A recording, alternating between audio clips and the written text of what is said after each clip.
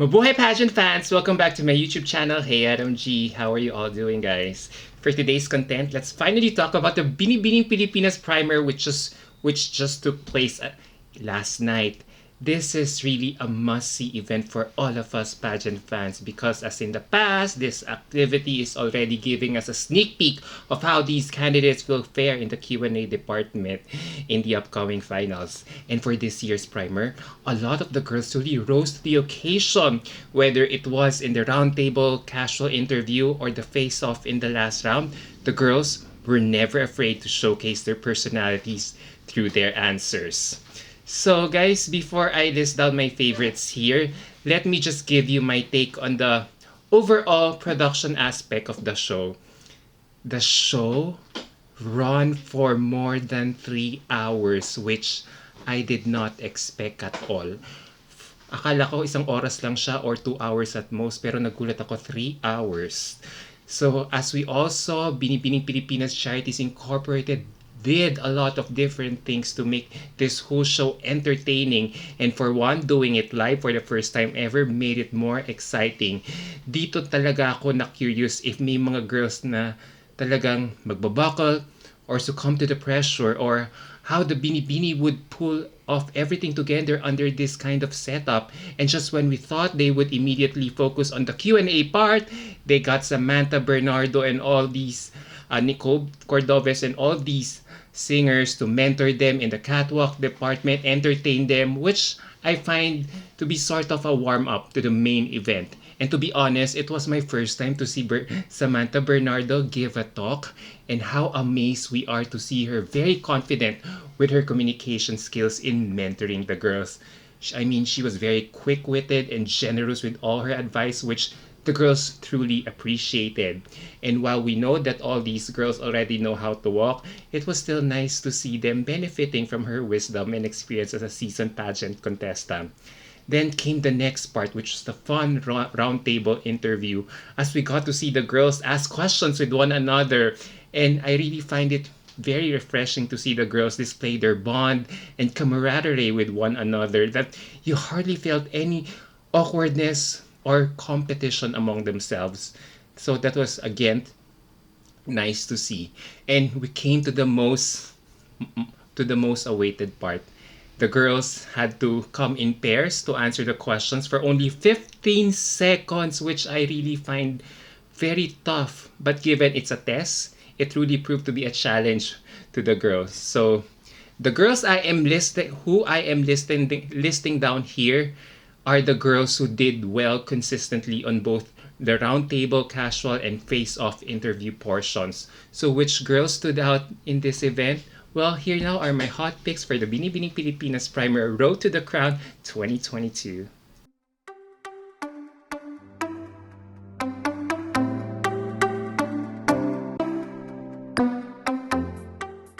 At number 16 is CJ O Piazza from Zambales. I'm so happy to put CJ here on my list, as I feel she's one of the girls who was very consistent in this round. She can actually carry a decent conversation pala and slay her Q&A when it matters the most. She really kung napansin nyo, diba? And if you heard it, she really makes sense with all her answers. Sounds right, gives you an energetic feel when she answers. And the thing with her is that with her performance here, she is such a reliable performer now, whether in pasarela or in Q&A, that it is hard for this girl to be ignored in the upcoming finals. And now we go to my 15th spot, and I'm giving it to Fatima Bison from Sarangani Province. This woman just keeps on surprising us to no end. Fatima is turning out to be one of the ladies who are the complete package in this year's competition. Whether she was asked about the qualities of her ideal man or her thoughts on Binibini finally removing its height requirement next year, you can see that her line of thought or thought process is very clear. She clearly substantiates her answers with such ease, especially on the height requirement question, which I so love, not because I got to ask her that question, thank you Kumu by the way, but because she made it so personable by relating how she is also, 5 5'4" inches tall in the competition. So if I were the judge and gave the question in the finals instead, I would have scored her high because she was very relatable and authentic with her answer. So go, go, go, Fatima. Kaya mo yan. And now we go to my 14th spot, and I'm giving it to Laila Vincent from Mexico, Pampanga. This woman was a pleasant surprise in the primer last night. Who knew this girl could give us one of the most memorable lines from last night's primer? She had me with her statement na your value does not decrease based on someone's inability to see your worth. Wow. At the start, diba? And how she expounded it after when asked about a statement that best describes her life right now. For me, she really nailed it. Tapos, the way she answered it, you will just fall in love with her talaga easily. And maybe it's her voice tone, intonation, or how calm and relaxed she is in answering, and her very clear thought process, and all these things she displayed again when she also spoke well about her big dreams in her life, which is setting up her own foundation and expanding her advocacy at the same time. So I can really feel she could do a Cindy Obenita in the finals if she makes it to top 12. Low-key, guys, she's very low-key, tahimik, pero pamatay when given the microphone. And now we go to my 13th spot, and I'm giving it to Chelsea Fernandez from Tacloban. Chelsea is another woman who has been improving so much with her Q&A, as she no longer appears tight-lipped or scared in tackling questions. She now speaks, napansin niyo, with newfound confidence and appears to be more natural, especially when asked in casual interviews like what we saw last night. And although I sense there is this aral na aral feel whenever she speaks, given the trainings that she has been getting from her camp in this aspect, she nonetheless has improved. Aminin nyo. And I just love how she is trying to sound less pageant patty with her answers, especially with her ending statements. Now I thought that gives me a feel that she is very alert and thinking proactively, not to fall into the trap of sounding too pageant patty. And next on my list is Nica Bernardo from Giginto, Bulacan.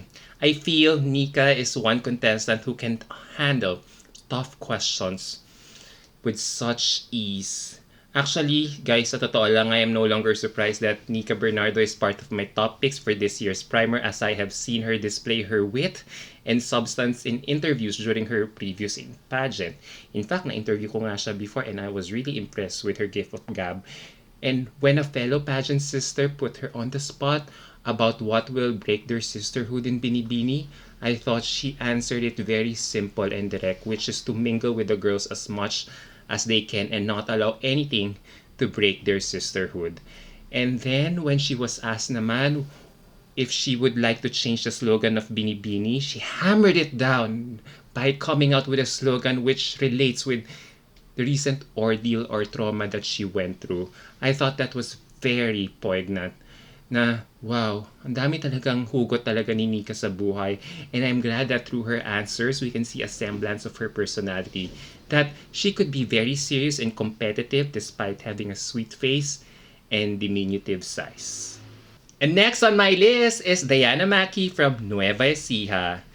You know what? Diana is also one contestant who deserves to be part of this list just because of how she has improved so much in this competition. Diana, kung napansin nyo, appears more relaxed now in answering questions. And I especially love how she endeared herself to us even more in this competition by sharing her envy or insecurity of wanting to have a tan skin like CJ O Piazza, that despite possessing pala a very ravishing face like hers, Diana still feels some insecurities about her life. And I thought that was so brave or relatable of her to admit that. And when it was time naman for her to answer a hard-hitting question, she was able to acquit herself very well in coming out with a very confident answer about spreading her advocacy in this pageant. Sa totoo lang, she was a revelation here. And as early as now, wala na talaga tayong dapat katakutan kay Diana Macie when it comes to Q&A. And now we go to my top 10. And number 10 on my list is Karen Mendoza from Iloilo City. Guys, have you all noticed how Karen has improved so much with her communication skills in terms of accent, or just simply her confidence na reflected sa body posture niya in answering questions last night? I noticed that here in this activity na she no longer looks frightened or appears to, appears scared, and now appears more calm and relaxed on stage. And this is really such a good warm up for her if she gets a very difficult question in the finals again. Because if she can poke fun at herself by including that famous "it's okay not to be okay" line, which cost her the crown last year, then that means she's already, that means that is already a good indication that she will have a good head over her shoulders in tackling any question that she will get come coronation night. And next on my list is Graciela Liman from Mindoro Oriental. Guys, is there anything Graciela can't still answer? Whether it's her advice about online dating, pet peeves, or what makes a Filipina like her tick on the international stage, she answers everything with aplomb. Her commanding diction, choice of words, or even her intonation are so good to listen at. She just hammers or pounds it every time she speaks. Now, there is nothing more I can say, but she is just so amazing when it comes to Q&A. Na sana magustuhan na siya ng set of judges this year if ever she makes it to top 12 on Sunday. And now we go to my 8th spot, and I'm giving it to Jasmine Ong from Tarlac Province. This woman is just so fluid with her thoughts. Very articulate, very natural. If she stumbles a bit, she quickly picks herself up. Jasmine, for me, is one woman who has been in everyone's list but has yet to shine or have her own moment in the competition. And I think in this round, she's shown, right? Whether it was talking about her sisters in the pageant or the relevance of beauty pageants, she appears forthright and convincing. The way she delivers her answers will make you just listen to her. And now we go to my 7th spot, and I'm giving it to Roberta Tamondong from San Pablo, Laguna. There's no doubt that Roberta has improved so much with her communication skills with her newfound confidence as a speaker. You can see in both rounds that she always relates her experiences in every question she gets, and it's working big time as it's making her more relatable to the fans. And whether she sounded vague before, whereas she sounded vague before, now you can see there is a structure and coherence with her thought process when she finally enunciates those words. Now you can feel her conviction this time around. And I really have to credit her camp aces and queens for transforming her in this aspect for a very limited amount of time, as it's really a different Roberta that we are now seeing in Q&A. And instead of feeling jittery every time she comes out on this round, there is now a sense of calm and excitement that we feel, or we kind of look forward with what she has to say. Diba? Ganun ang nararamdaman ko. And given with everything we have seen so far, Roberta, I think, can handle anything when, even if she gets a very difficult question, like the one Karen got from Boy Abunda last year. Ganun katindi ang transformation niya sa Q&A. And now we go to my 6th spot, and I'm giving it to Jessica McEwen from Florida, Blanca, Pampanga. I'm still banging my head for not putting this woman in my dark horse list on my previous content.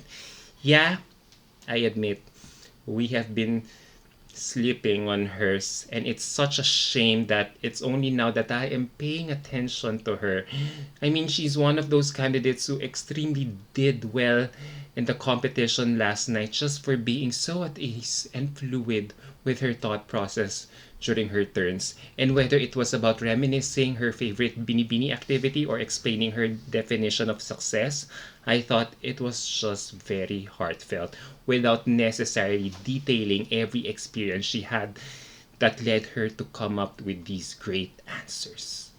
And now we go to my top 5, and number 5 on my list is Andi Mesa from Batangas. I feel Andi Mesa is so underrated here in this year's competition despite possessing one of the most beautiful faces in the competition and doing a very consistent performance in all the crucial activities of the pageant. And on this primer, Anne was very consistent in both rounds. Just like Nika, she had been given two serious questions, but nevertheless still aced it with her smart answers. And to be honest, it's something that I did not expect from her. Or probably I wasn't expecting too much from her. So the moment she came out with these well thought out answers, I thought, wow, Anne really did her homework. And whether she was asked about her definition of governance or how this pageant has empowered her as a woman, she was able talaga to expound her answers very clearly. Everything was spot on. It was a very solid Q&A performance. And now we go to my fourth spot and I'm giving it to Jana Aduana from Laguna. I really have to give it to this woman. She really is a killer when it comes to Q&A. That level of communication skills that she has is something a lot of PR agencies could definitely harness or tap into, as she is just very articulate all throughout her turns. Jana Aduana just ranks so high in my list just because she is really a gifted speaker. And during the casual interview, nakita nyo naman, she was asked a simple question of how she will handle a fellow bini backstabbing her. And she just answered it directly with her sweet voice and personality while employing these deep words like mediate, ano pa ba, conflict, and boundless. Na parang lawyer ang datingan. And when she was asked naman about the things that she would like to do if failure were not an option, instead of listing down the things that she would like to accomplish, she went on the different route by defending how failures are a part and parcel of our lives and why we shouldn't be afraid of it. I thought, wow. She may not have technically answered her question, but she still completely showed us how her mind worked on this question. Na her delivery and clear and articulation of her reason were also very impressive, and I thought she showed character there. And I think this is a perfect example that there are no right or wrong answers in Q&A. It's in how one confidently articulates her thoughts, and that's what matters the most, right? Iba talaga mag-isip talaga ng sagot ng si Jana. Very deep and abogaduhan talaga ang sagutan. And now we go to my top 3. And number 3 on my list is, I'm so happy to give this to her, Stacey Gabriel from Cainta, Rizal.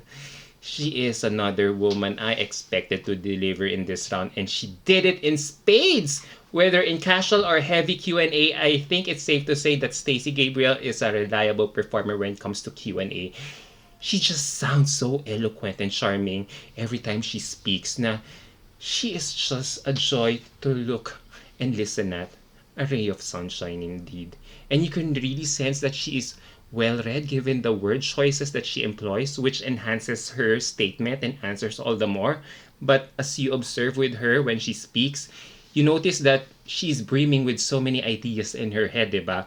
That it sometimes eats up her time. But I think she has slowly addressed this, and that's why she was able to answer her plus size women question within that time frame allotted to her, and even coming out with one of the most memorable lines towards the end by saying, if you can see it, you can feel it. Wow, she is just so sassy, and there is no doubt that Stacey will end up there in the winning circle. For me talaga guys, she is a lock in my top 6 right now. Binibining Pilipinas Intercontinental, or runner-up for me, the lowest. And now we go to my runner-up in this list, and I'm giving it to Elna Aznar from Davao del Sur. If you are not putting this girl in your top performances last night, then something is really wrong with you guys. There is just something about the way Elda speaks during Q&A na she just sounds so queenly and diplomatic with her answers, na she can really communicate well and with her thoughts, with her clear word enunciation and diction that clearly enhances her performance. When she was asked about a social issue she would like to raise to our newly elected president, she made it so personable by rallying the causes of the people working in the creative or arts industry.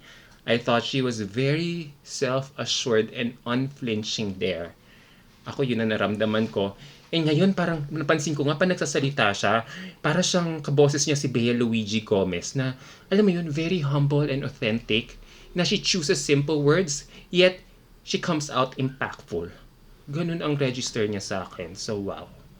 And finally, we're going to my top spot and I'm giving it to surprise Nicole Barreto from Cebu. I am just truly happy to be giving this spot to Nicole as she finally had her own moment in this competition. Damn, it's about time that this Cebuana model has her own moment in this competition just in the nick of time. Nakita nyo naman in both rounds, she just laid this round with her candor and substance as a candidate. Ito yung sinasabi ko sa inyo in my previous content about my list of dark horses for this year na alam mo yon, na Nicole is very candid and refreshing and doesn't sound templated with her answers talaga. Na she speaks off the top of her head and comes out very natural and conversant with her answers. And that's why everyone just loves her. Like you and me, na she is slowly winning passion fans to her side. And nakita nyo naman, even if she was only being asked about her idea of a perfect day, she made her answers so light yet profound that you can't help but think about how we should also go about our days as well. She was just really natural and conversant that you can hardly feel she was answering a Q&A. And with her turn here, she is now a heavy contender for the first time ever for my Binibining Pilipinas international list. So there you go, guys! As you can see, ang daming girls, especially the dark horses, who really delivered in this aspect of the competition, that I feel I am having a hard time deciding my final list this coming weekend. Sa totoo lang, girls, apart from the 16, may mga girls dito sa list ko na hindi ko nasama, like Gabby Basiano, whom I thought gave a very heartfelt answer in her Q&A, but was quite shaky with her casual interview. Tapos si Ira Patricia rin, who also displayed spunk and character with her answers. And Jash Di Makulangan, who also was very consistent with her turns last night. And so with this, guys, I have to be honest with you guys. Ang hirap to single out one girl just for one title this coming finals, because there are so many girls who could really fit the bill. Na if it's true that it will only just be top 12 plus 1 again on the finals night this coming weekend, ay nako, this is going to be so heartbreaking, as it's not enough for all the girls who I think really perform consistently from April up until this month. So I'm kind of bummed for these girls whom I feel deserve to be called will get left out in the end. Like how we all felt for Justin Felizarta last year. Kaya, I am so afraid. Sa totoo lang, guys, I have to admit, I am so afraid to do my final leaderboard right now. Kasi ang daming pwedeng manalo for each title at stake. So, it will really remain on the judges' preference na lang during the finals night who they think will shine the most that night. So, I really need to think about this a lot in order to come out with an accurate prediction. Or wag na lang kaya, guys. Kasi babash nyo rin naman ako pag hindi ko naman din nakuha ng tama yung mga prediction ko eh. Diba? Alright, let me know your thoughts down below and para makita ko yung mga punto de vista nyo about this content.